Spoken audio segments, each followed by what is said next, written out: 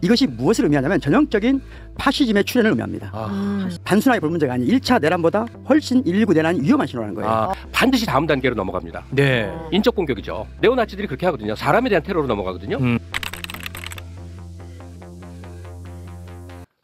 대한민국 법원이 테러 당하는 그 모습을 접했거든요.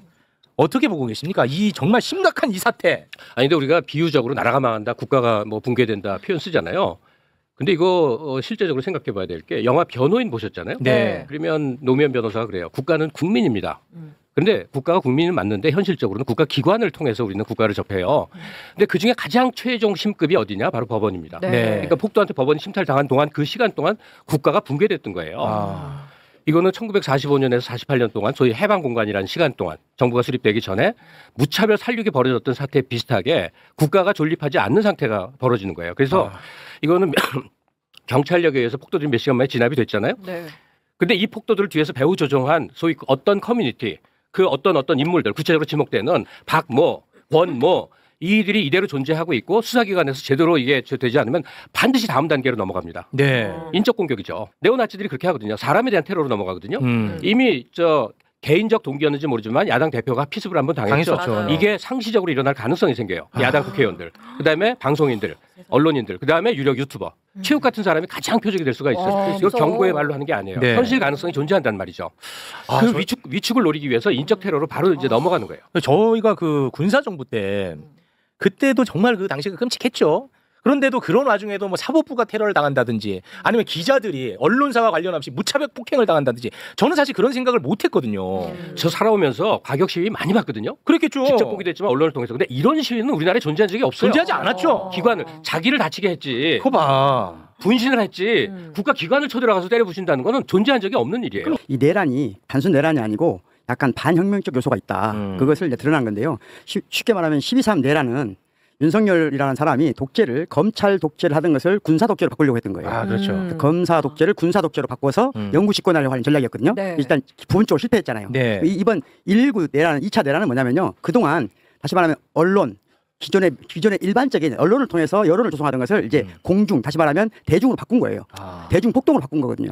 이것이 무엇을 의미하냐면 전형적인 파시즘의 출현을 의미합니다. 그러니까 이것은 단순하게 볼 문제가 아니라 1차 내란보다 훨씬 119 내란이 위험한 신호라는 거예요. 그러니까 이렇게 수면 위로 예. 파시즘이 출현한 것 자체가 굉장히 위험하다. 굉장히 위험한 거예요. 그리고 이것은 사실은 좀 암울한 얘기지만 이게 제거가 안 됩니다. 안 돼요? 예, 쉽게 제거되지 않습니다. 이건 장기간 투쟁이 시작됐다는 의미예요. 무슨 말이냐면 파시즘은 크게 세 가지가 있거든요. 네. 왜 파시즘이라고 하냐면요. 네. 파시즘의 가장 중요한 것은 이것을 이끄는 사람 한 사람에 의해서 되는 게 아니에요. 그렇겠죠. 그를 따르는 대중. 그러니까 대중이라는 표현이 부적절하다고 하는 것은 한 아르헨티나 정치학자가 한 유명한 말인데요. 대중, 매스, 영어로 말하면 매스죠. 매스는 정체성이 서로 동일하잖아요. 정체성이 같지 않아요. 대중은 서로 다양하다는 거지. 다양하다는 거예요. 서로 다른 정체성을 가지고 있고 이익 추구도 달라요, 다. 네네네. 그래서 이분들은 쉽게 말하자면 대중이 파시즘에 동원된다는 생각이 파시즘에 대한 잘못된 이해라는 거예요. 그럼 파시즘은 언제 시작되느냐? 네네. 그걸 이제 그 사람은 대중 매스가 아니라 폭민이라고 표현하거든요. 폭민이라는 표현인데 이 사람들은 어떤 사람이냐면 그러니까 시대가 흐름을 가고 있어요. 어떤 방향으로 흐름을 가는데 이 흐름을 따라가지 못하는 과정에 생겨나는 부정적 감정으로 정체성이 확립된 사람들이에요. 다시 말하면 긍정적으로 뭔가를 지금 하고 싶은 게 아니라 이 세상이 뭔가 잘못되고 있다는 심각하게 왜곡되고 있다는 자기 부정적 감정으로 일치돼 있어요. 이게 지금 현재 우리나라 파시즘 가장 중요한 특징은 뭐냐? 이들이 모두 공유하는 건 반중국이에요.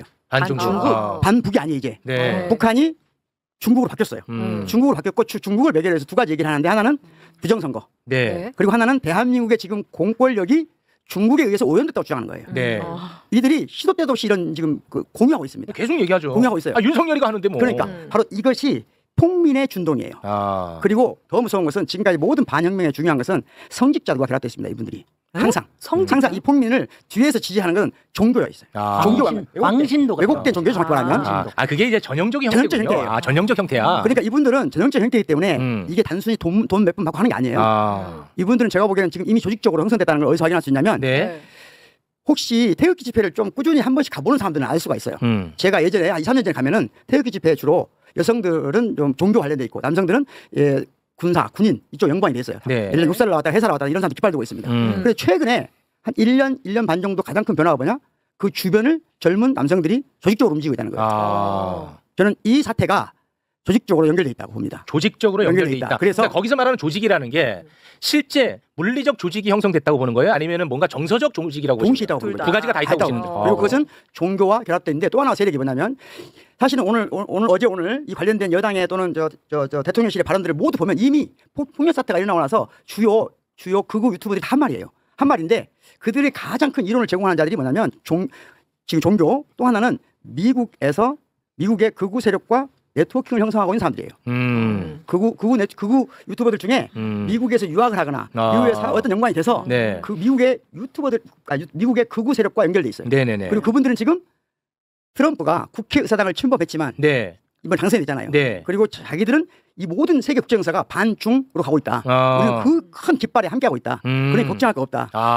그러니까 이것은 심리적 안정감도 있네. 다 있죠. 절반은 종교적 의미를 가져요. 네. 우리 어렸을 때 이 세상을 지배하는 악의 근원은 모두 북한이어갖고 북괴라고 표현하고 그렇죠. 맞습니다. 이 혐오감과 분노를 똘똘 뭉친 집단들이 이제 이 지배 세력이 되는 거예요. 근데 북한이 이제 존재감이 별로 없는 거 알거든. 너무 약해졌어. 그러니까 지금의 반중의 중국은 현실적으로 존재하나 존재하지 않는 것 같은 아주 귀신 같은 존재가 된단 말이에요. 우리랑 무역 거래를 하고 외교 관계를 하는 그 현실의 나라라기보다는 반중이라는 어떤 괴물이 만들어졌어. 네네네. 네. 그래서 현실적 얘기할 때는 미국도 반중하고 있고 우리의 투표도 다 중국이 뒤에서 관장해서 부정 투표가 이루어지고 막 하고 말하는데 이들은 분노할 어떤 거리의 총합을 중국이라고 삼고 있어요.